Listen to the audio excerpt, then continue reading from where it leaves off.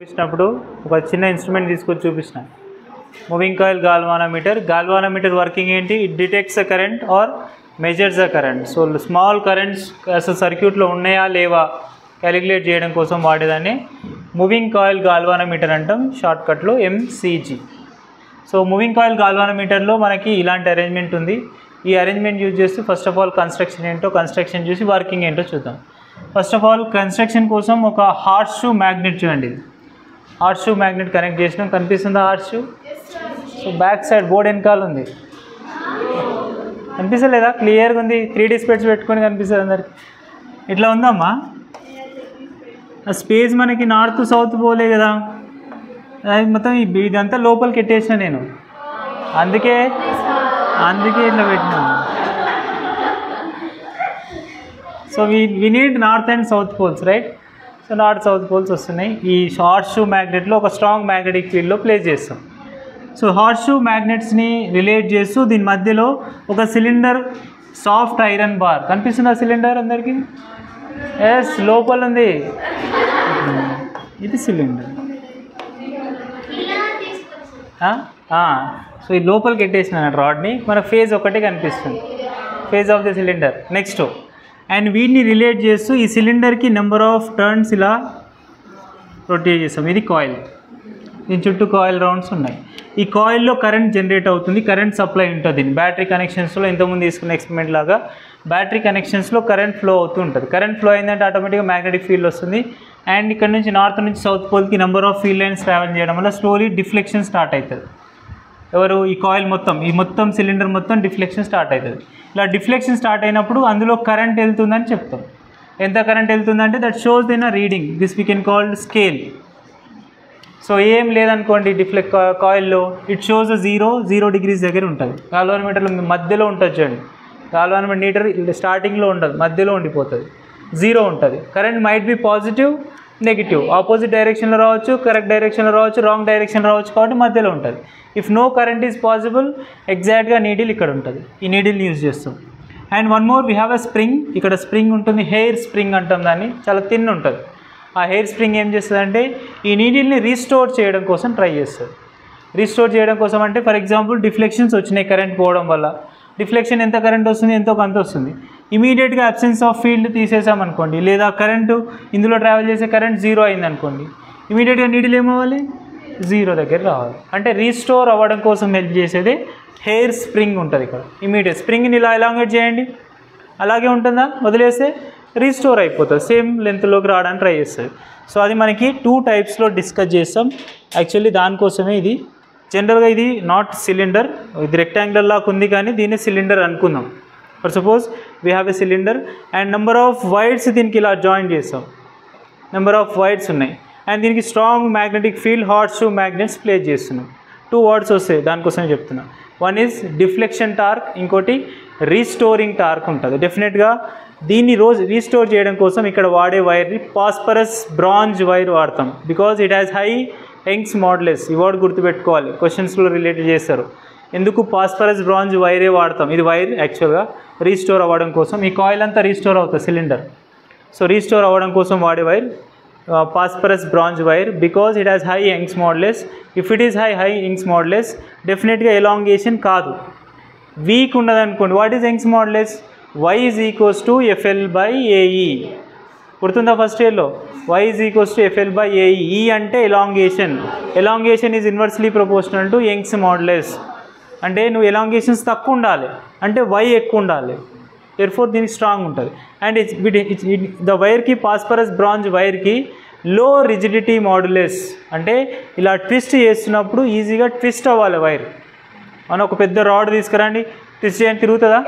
కాదు కదా. అందుకే ప్రతిదానికి ఒక ప్రాపర్టీస్ ఉండాలి. మనం తీసుకున్న వైర్ కూడా ఫాస్ఫరస్ బ్రాంజ్ లో రిజిడిటీ మోడ్యులస్. రిజిడిటీ అంటే అక్కడే తిరుగుతుంటుంది, ఇలా తిరుగుతుంది.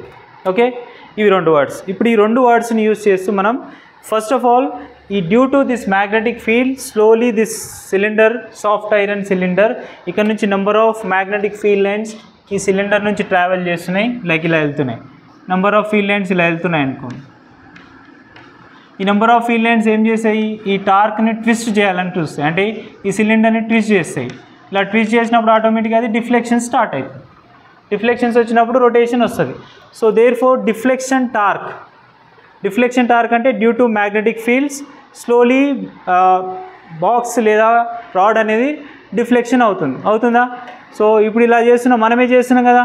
So we can call it is a deflection torque. What is torque? BIN sin theta, BIN రాస్తాం, అండ్ ఇది డిఫ్లెక్షన్ టార్క్ అంటాం.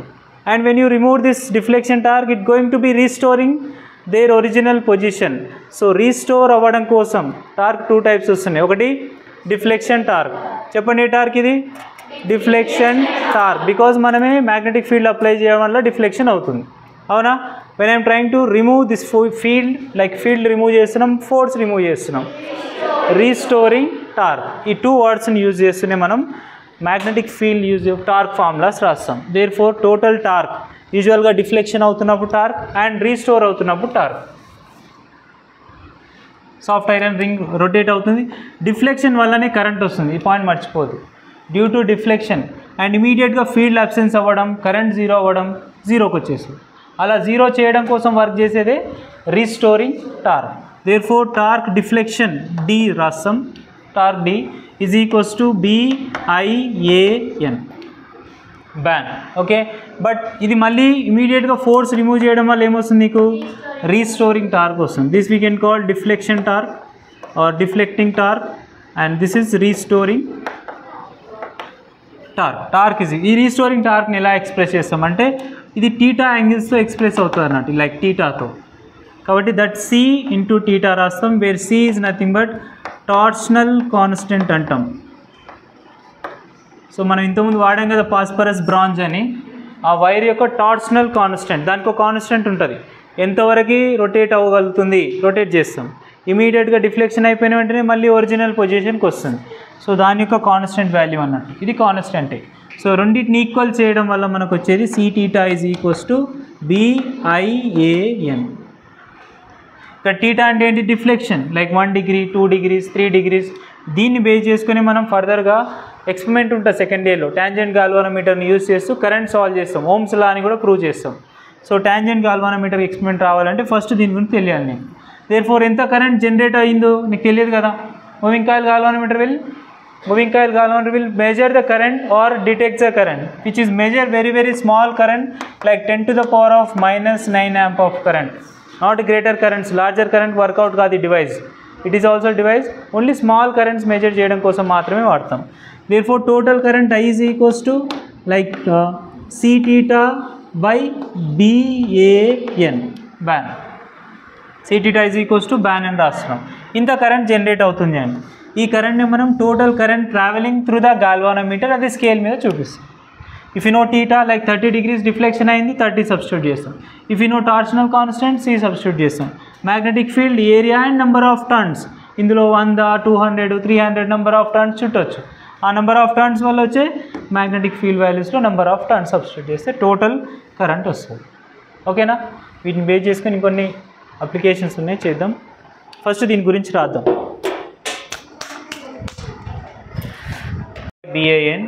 BAN ఏ అంటే area, N number of turns, B magnetic field. వీటిని రిలేట్ చేస్తూ మనం కరెంట్ని కంపేర్ చేసేటప్పుడు యూజువల్గా సింపుల్గా రాయడం కోసం K θ అని రాస్తాం, where K is a constant. K factor ఏంటి అంటే C బై BAN, బికాజ్ ఇది ఎప్పుడు చేంజ్ కాదు. మనం తీసుకున్న ఎక్స్పెరిమెంట్లో ఫర్ ఎగ్జాంపుల్ నేను తీసుకున్న మూవింగ్ కాయిల్ గాల్వానోమీటర్లో C is depends on a twisted wire. Okay, దాని వాల్యూస్ని లేస్తే C కాన్స్టెంట్. మ్యాగ్నెటిక్ ఫీల్డ్ ఆర్షు మ్యాగ్నెట్ ఒకటైతే ఒకటే మ్యాగ్నెటిక్ ఫీల్డ్ ఉంటుంది. And next one area of the coils comparison ఒకటే, number of turns constant. So అన్నీ కాన్స్టెంట్ అయితే ఆటోమేటిక్గా నీకు ఏమవుతుంది? K అని ఒక వర్డ్ యూజ్ చేస్తున్నాం, K is equals to C by BAN. Therefore Kని ఇక్కడ రాసుకుంటున్నాం, I is equals to K θ or I is directly proportional to θ. So ఎంత డిఫ్లెక్షన్ జరిగితే అంత కరెంట్ వచ్చినట్టు. By given moving coil galvanometer permanent magnet use చేస్తాం. అవి ఎంత కావాలి అంటే నీకు డిఫ్లెక్షన్స్ ఎక్కువ రావాలి. డిఫ్లెక్షన్ ఎక్కువ రావాలంటే మేబీ ఏమై ఉండొచ్చు, లైక్ మనకు మ్యాగ్నెటిక్ ఫీల్డ్ ఎఫెక్ట్ అయి ఉంటుంది, ఏరియా ఎఫెక్ట్ అయి ఉంటుంది, నెంబర్ ఆఫ్ టర్న్స్ ఎఫెక్ట్ అయి ఉంటాయి, ప్రతిదీ ఎఫెక్ట్ చేస్తుంది అన్నట్టు. వీటిని బేస్ చేసుకొని డిఫ్లెక్షన్స్ అనేవి పాసిబిలిటీస్ అవుతాయి. లేదా అట్లా కాకుండా గివెన్ క్వశ్చన్స్లో యాంగిల్ ఇచ్చిండు, టార్షనల్ కాన్స్టెంట్ ఇచ్చిండు, ఏరియా ఇచ్చిండు, ఫీల్డ్ ఇచ్చిండు, నెంబర్ ఆఫ్ టర్న్స్ ఇచ్చిండు, డైరెక్ట్గా I is equals to substitute చేస్తాం. అట్లా కాకుండా కంపేర్ చేస్తుండు. By taking of one moving coil galvanometer ఒక కరెంట్ వచ్చింది. By taking of another moving coil galvanometer, another అంటే ఏమని ఉంటాడు, లైక్ ఎన్ చేంజ్ చేసి ఉంటాడు, నెంబర్ ఆఫ్ టర్న్ చేంజ్ అయి ఉంటుంది, అండ్ నెక్స్ట్ ఏరియాను చేంజ్ అయి ఉంటుంది, మ్యాగ్నెటిక్ ఫీల్డ్ చేంజ్ అయి ఉంటుంది. అప్పుడు నువ్వు ఫార్ములా ఏం రాస్తావు, like I1/I2 is equals to θ1/θ2. డెఫినెట్గా డిఫరెంట్ కరెంట్ అయిందంటే డిఫరెంట్ డిఫ్లెక్షన్స్ ఉన్నట్టు. ఓకే, అది మనకు కంపారిజన్లో రాస్తే. And one more word we can get it like sensitivity word వస్తుంది, because moving coil galvanometer is very sensitive experiment. So current sensitivity and next one voltage sensitivity గురించి చూద్దాం. So ఇప్పుడు మనం కరెంట్ సెన్సిటివిటీ అంటే టీటా డిఫ్లెక్షన్స్ అవుతుంది కదా, ఈ theta deflection అయినప్పుడు మనము కరెంట్ సెన్సిటివిటీ క్యాలిక్యులేట్ చేయాలంటే ఇలా చేస్తాం, like θ/I is equals to ban/C అని రాస్తాం.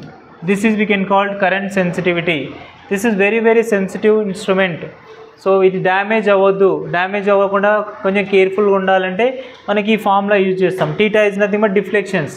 సో డిఫ్లెక్షన్స్ ఎక్కువ వస్తున్నాయంటే బికాస్ ఫీల్డ్ ఎక్కువ ఉండొచ్చు, ఏరియా ఎక్కువ ఉండొచ్చు. దేర్ఫోర్ టీటా పెరుగుతుందంటే గాల్వానోమీటర్ యొక్క రేంజ్ కూడా పెరుగుతుంది. చిన్న గాల్వానోమీటర్ తీసుకుంటే 1 నానోమీటర్ మెజర్ చేస్తుంది, కొంచెం పెద్ద తీసుకోండి ఒక 20 నానోమీటర్, 30 నానోమీటర్. రేంజ్ ఇంక్రీజ్ చేయాలి, సెన్సిటివిటీ ఇంక్రీజ్ చేయాలి, టీటా ఇంక్రీజ్ చేయాలి. టీటా ఇంక్రీజ్ అవ్వాలి అంటే magnetic field, area, number of turns అన్నీ ఇంక్రీజ్ చేయాలి. బట్ ఎవరిని ఇంక్రీజ్ చేయాలి, రీస్టోరింగ్ కాన్స్టెంట్ అంటే మనం టార్షనల్ కాన్స్టెంట్ని డిక్రీజ్ చేసుకోవాలి, inversely proportional. Okay, and next case and voltage sensitivity also by taking of moving coil galvanometer we can find voltmeter కూడా convert చేస్తాం, voltmeter values కూడా తీసుకోవాల్సి ఉంటుంది, అది కూడా చూద్దాం. వోల్టేజ్ సెన్సిటివిటీ మనకి కరెంట్ తెలుసు, వోల్టేజ్ రాదా, ఏంటి చెప్పండి, θ/V. θ/V is nothing but θ/I. V is nothing but I into R. R అంటే ఇక్కడ ఏంటి అంటే గాల్వానోమీటర్లో ఉన్న రెసిస్టెన్స్ G. R అంటే రెసిస్టెన్స్. సో దాన్ని యూజువల్గా గాల్వానోమీటర్ అని వర్డ్ వచ్చింది కాబట్టి నెక్స్ట్ కూడా అవే వాడతాం సింబల్స్. Gతో ఇండికేట్ చేయండి. G అంటే ఇక్కడ రెసిస్టెన్సే.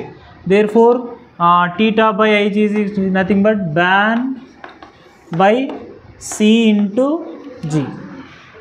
వోల్టేజ్ అయితేనేమో C ఇంటూ G అవుతుంది, కరెంట్ అయితేనేమో ఓన్లీ C వస్తుంది. అదే కదా ఫార్ములా ఎగ్జిస్ట్ అవుతుంది, V equal to IR formula, I into G. G అంటే రెసిస్టెన్స్. సో I ఫ్యాక్టర్ని θ/I అంటే నీకు తెలుసు, ban/C. ఇంకోటి ఎక్స్ట్రా ఏముంది, G ఉంది. దీన్ని మనం వోల్టేజ్ సెన్సిటివిటీ అంటాం. ఈ ఫార్ములాస్ యూజ్ చేస్తూ కొన్నిసార్లు సెన్సిటివిటీ అడిగినప్పుడు వీటిని క్యాలిక్యులేట్ చేయొచ్చు. ఓకేనా, నోట్ చేసుకుంటే 2 నోట్ పాయింట్స్ ఉన్నాయి.